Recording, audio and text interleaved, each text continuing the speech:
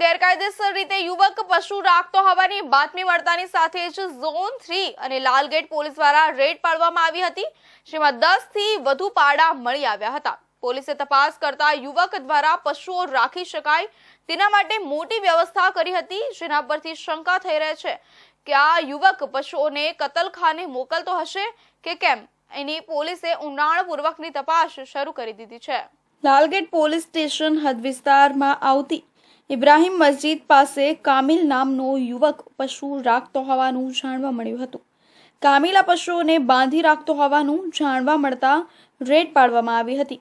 આ પાડા રાત્રિ દરમિયાન કતલખાને મોકલવામાં આવતો હોવાનો પોલીસની માહિતી મળી હતી।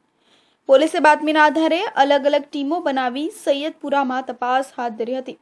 પોલીસે 10 વધુ પાડા સહિત અન્ય પશુઓને મુક્ત કરાવી પાંજરાપોળ મોકલવામાં આવ્યા હતા।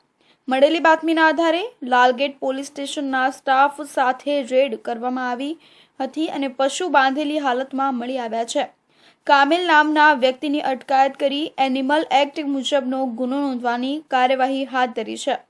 યુવકના કહેવા મુજબ પાડા પાડવામાં આવ્યા છે, પરંતુ તેમની પાસે કોઈ પણ પ્રકારનું રજિસ્ટ્રેશન સુરત મહાનગરપાલિકાનું ન હતું, તેમજ તેમની પાસે જે પશુ હતા તેમના ઉપર ટેગ પણ લગાવવામાં આવ્યો ન હતો, જેના પરથી સ્પષ્ટ થાય છે કે ગેરકાયદેસર રીતે રાખતો હતો।